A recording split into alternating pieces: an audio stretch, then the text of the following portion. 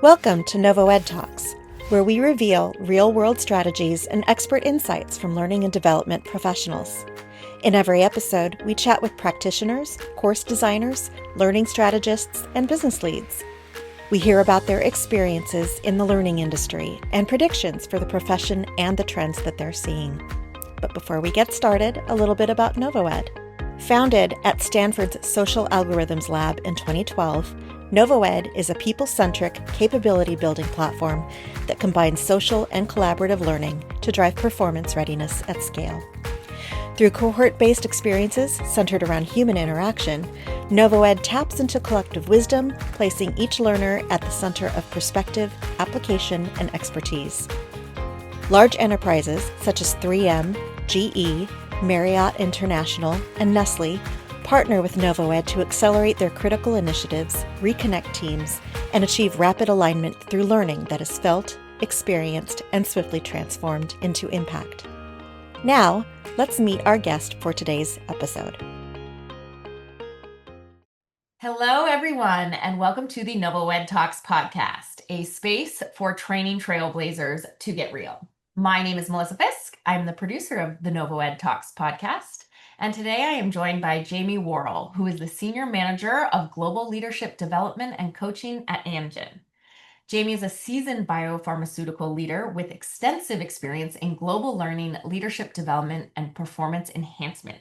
As senior manager of global leadership development and coaching with Amgen's global commercial operations, Jamie drives initiatives that strengthen leadership capabilities, accelerate growth, and build high-performing teams worldwide. Jamie has a career spanning over 2 decades in pharmaceutical and biotech sales. Jamie is known for her ability to inspire talent, cultivate collaboration, and translate business strategy into meaningful development experiences that elevate organizational success. Jamie, it is an absolute pleasure to have you here today on the NovoEDTalks podcast. Welcome. Thank you so much, Melissa. It's my honor. I'm so happy you asked. So glad to be here. Awesome. Thank you so much. Well, why don't you start by introducing yourself, your role, and your company a little bit more? Absolutely. So as you said, I'm Jamie Worrall, and I work for Amgen, which is a biotech company based out of California. And I am a senior manager on the leadership development and coaching side. With all what I do is coach to all field facing managers within the organization. So anyone that is calling on customers, be it a representative or a district manager, will go through some aspect of our leadership program. It's really just a fancy way of saying sales training, but that's really what it is. I love it though. I love all the fancy ways that we can say sales training because it is Yes, more than just, it's so important for any organization. So it is, they're the people out there talking about the company. right. Absolutely. So it really is for it's training for our leaders within the organization. That's awesome. So why don't you talk a little bit about these folks, these leaders that you're overseeing and what some of the challenges that they're facing in their day to day are? I would say the most challenging aspect that district managers, who is primarily who we coach to, is the element of time and how quickly things are changing. So, Mhm. what we're trying to do is get what we call district managers to really shift their mindset from a telling or more directive type of leadership to more of an asking and more of a collaborative type of leadership. So it's something that is we are working to really ingrain in our culture at Amgen so that leaders are more inspirational and empowering versus directive. And I would say that that takes time to build that culture and for people from really every level to be trained on asking powerful questions and getting people to really self actualize on their own versus just telling someone what to do. So Right. I would say when it comes to time, it's not only the time of getting the right amount of training, but they have to take time away from their customers. So I always say sometimes you have to go slow in order to go fast. You have to take a few steps back in order to go forward. So it's really, I would say, convincing stakeholders that the importance and value of this type of coaching and training is necessary and critical to the ongoing success of the company. I would say they struggle with time to find time to train, and we struggle with getting on their calendars. That's probably one of the biggest things that we face. Absolutely. And that's so true. I always call it like the art of the question, right? Because there is a way that you can ask like really good questions that pull out the information and leadership capabilities out of individuals that they do have inherently in there. But it's very counterintuitive, right? To slow down, to potentially like save time later on. It's like, how do I, in this moment when I have 100 things to do, and it would be so much easier for me to just tell this person how to do it. But like long term, that's not going to create more efficiency, right? Like that's I think Absolutely. yeah. So what are some of the bigger like kind of workforce development challenges and how are you approaching them? Like how are you solving for this issue of time and getting these leaders to kind of ask more questions, get in the habit of asking more versus telling? So we are undergoing a complete change in our what we'd call our DM onboarding training right now at Amgen, where it's all about this coaching environment. So instead of being a manager, which obviously is in the title, where it's more tell, it is all about asking and trying to get our managers to get into the habit of building the conversation with the coachee or whoever they are coaching to. So, asking those powerful questions and really teaching our leaders on how to be better listeners, um, more empathy with emotional intelligence training, more compassion.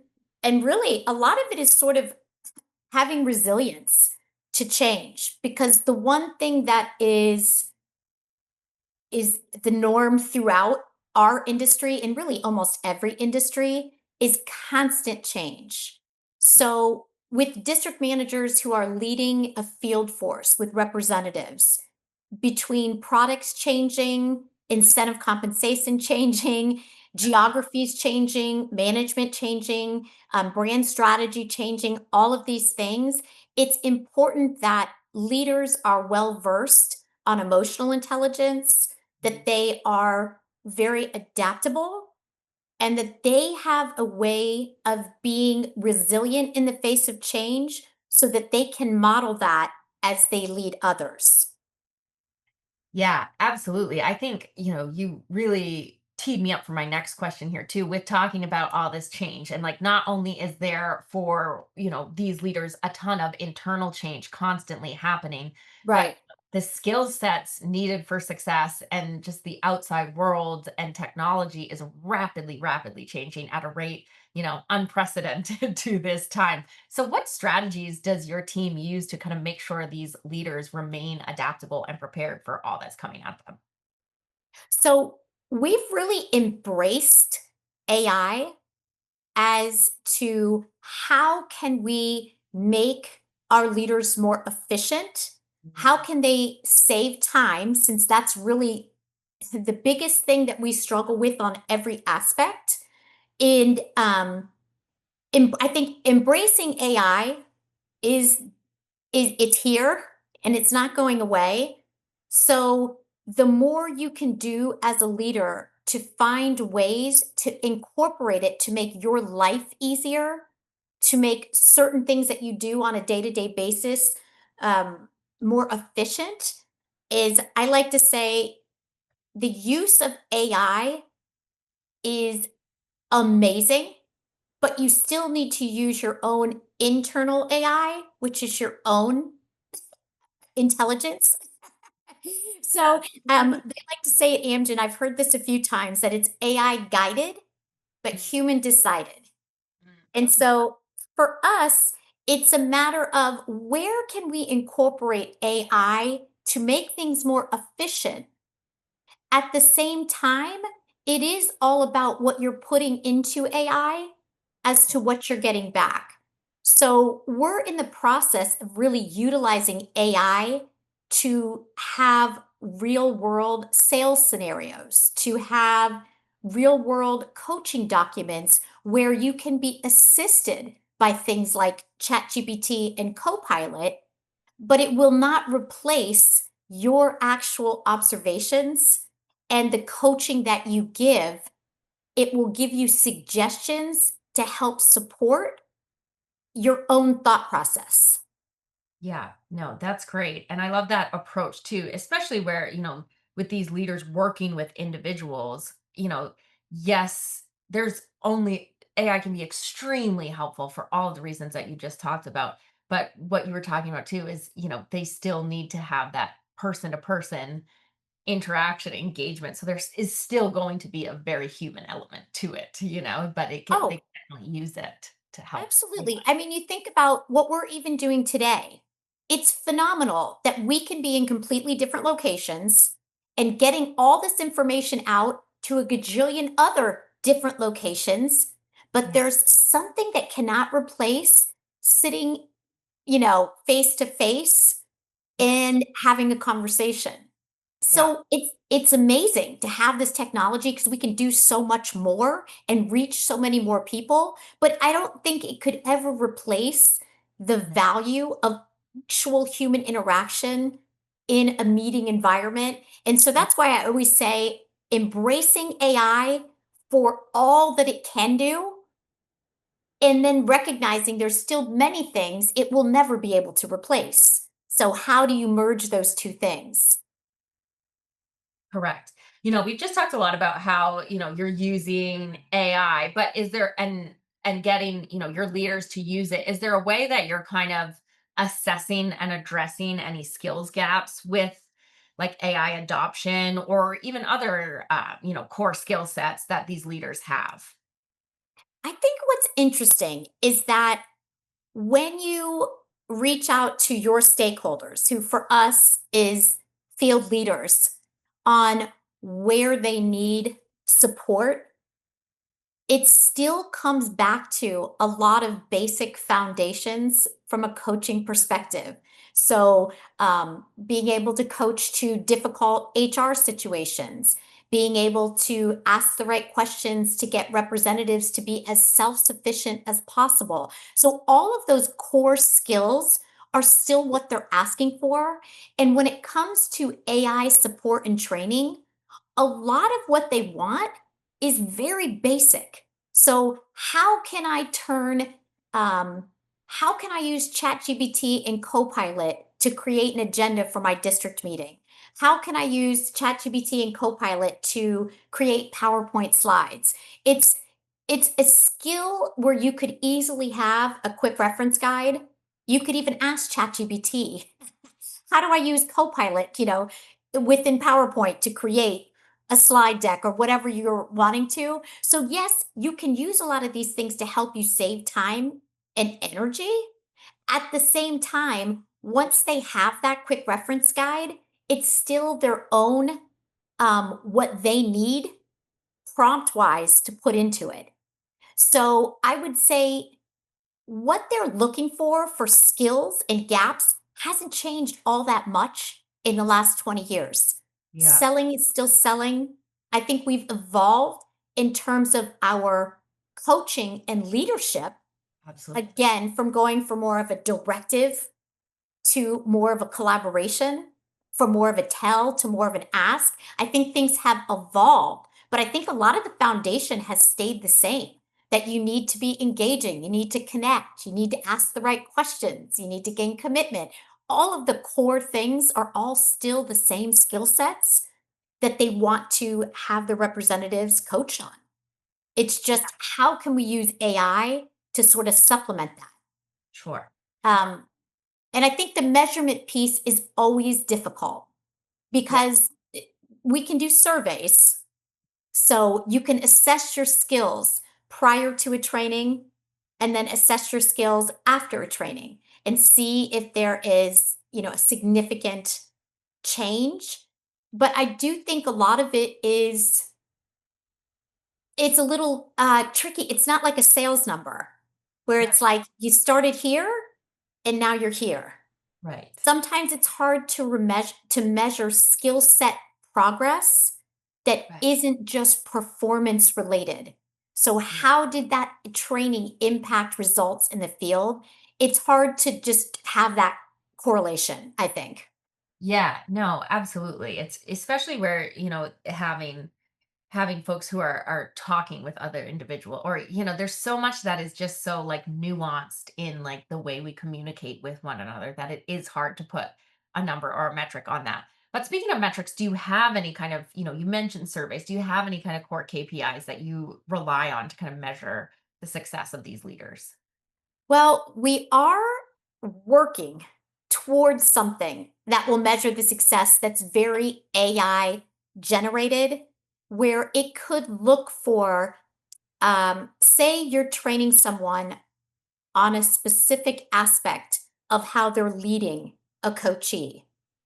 And depending on their development level and where they are with a specific skill, task, or behavior, as you coach to them, we're trying to get it to measure if you're aligning your coaching, um, if you're aligning with where they are in their development. So, in other words, if someone is very low on a skill set, so they may be new to something, you're going to be more directing. Versus if they are an expert at something, it's definitely going to be more a collaboration and you learning from them. So trying to see and how you can measure that is sort of a talk listening ratio. So if you are working with someone who needs more direction, naturally you would be speaking probably 50 to 70% of the time. If Mhm. you are with someone that has really mastered a specific skill set or task or behavior, you would probably be speaking maybe 20 to 30% of the time. So we're working towards, I mean, I am no expert when it comes to how these things are built, but they're Sure. working towards sort of that talk listen ratio to give you an idea if you're matching your coaching style with where that person is from a behavioral um, standpoint, from a competency standpoint.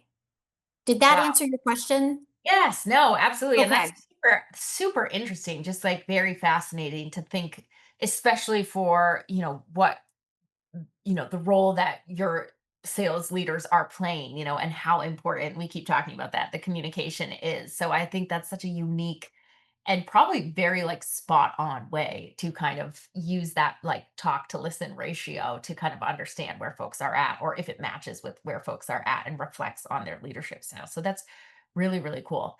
Do you have an example of a case study of an L&D or mentoring or coaching initiative that you could point to that you can say, yes, this significantly impacted overall employee performance? Well, we just started rolling out our new, it's called a coaching clinic, where again, it's getting these leaders to embrace the aspect of all the things we've really talked about. It's going from that tell to ask sort of continuum in terms of their coaching and matching their leadership style. So, what we've tried to do, and we don't have results back yet, is really get a measurement of how they would self assess where they are on certain leadership skills prior to going through these coaching clinics. And we do the coaching clinics, we have virtual learning that they do, which are emotional intelligence, DISC, writing for impact. And then we have 5 full days of coaching the coach that's spread out into like 3 days and 2 days of live training where they will really be facilitating real world scenarios. So they will come prepared with all the coaching challenges that they are currently facing in their training. And it doesn't necessarily have to be challenges they have on their team. It could also be challenges they're having with a peer, or it could be challenges they're having with their own director, and leading them through that process of sort of self leadership as well. So, those two phases are what we are in the process, like we're piloting it. I shouldn't say it's a pilot because it is rolling out. We are starting with this new curriculum in January of this year. Oh, that's And so so to be determined on where they begin and where they're able to self-assess. And then at the end of the year, once they've gone through all the training, which is really more of a 6-month period than a year, yeah. when they assess themselves again, how do they feel they have grown in those skill sets? That's awesome. Really, really cool. You mentioned that you're doing 5 days of training in that, like in person, right? Do you talk to me a little bit about like technology and what role does technology play in your programs? Do you use technology for other trainings? Are there tools and platforms that you heavily rely on? Oh, absolutely. I mean, for us, WebEx is key. We don't use a lot of Zoom, but we do a lot of WebEx. And it is, I would say, 90% of what we utilize at this point, just because, I mean, COVID really changed the landscape for everyone. And so, again, it is, I think we went from where, in my experience, being in pharma for 20 plus years, we met live for everything. Yeah. And it was exhausting, especially if you are, it was a lot, Yeah. especially if you're a working mom Yeah. with, school age kid or a working dad with Yes. school age kids, and you have a meeting before the meeting before the meeting, and all of it's taking place live, and you rank in travel and hotels and all the other things that go with it. It's not efficient. Yeah. So, and then I think we went through COVID all the way to the other side where nothing was in person, and then you Yes. recognize that's really not the best way to do it either. So Yeah. now I think we've come back to a nice hybrid Yeah. of where you've got a lot that's going to be virtual instructor led training, or VILT, I guess we call it. And Yeah. then we've also got some training that's done completely self-paced. So there's modules they can do, reading they can do, different micro trainings that we send that they can watch. All of those things are really utilizing the technology. And then when they come in, it's an opportunity for them to really network among their peers and to get a feel for what the culture is actually like at the company. And it's Yeah. very difficult to do that in a virtual setting. So Yeah. for them to come together for 5 days, it's 2 days or 3 days to start, and then another quarter goes by, and then we bring them back in for like a phase two. The bonds that they're able to make, and it's, you'll never forget like who was in your training class. You're Yeah. all starting and you're all sharing the same experience in different business units throughout the entire company. So people that you would never ever have an opportunity to meet, it helps you to recognize how vast the company is, how many opportunities there are within the company, and also too, what are other people doing that you normally wouldn't get access to that you could incorporate into what you're doing. And the best way to be able to do that is having dinner with somebody, Yeah. meeting for lunch. Those are the kind of things that you're not going to have that virtually, although we've tried. We've done virtual, happy hours. We've done virtual coffee talks. We've done, and I think being realistic, at the end of the day, I was like, I don't want to talk to these people. I'm done. I'm all peopled out. Like I am done sitting at my computer all day, even if it is a happy hour or a coffee talk. I got to get out of this seat. So I think that there is um, a way to embrace the virtual aspect of it and have a nice combination of being able to actually see people in person and get out. I think it's so critical for morale. Yeah. No, absolutely. And it sounds like what you've created is really like pulling from the best of both worlds, which is beautiful. I love that. Jamie, to end on a positive note, what is maybe the best piece of advice that you could either give, to yourself just starting out or to someone else just starting out on their career journey? The best piece of advice I ever got, and it was from a senior leader within the organization, and it's so simple but yet so true, is be a pleasure to work with. Yeah. That's it.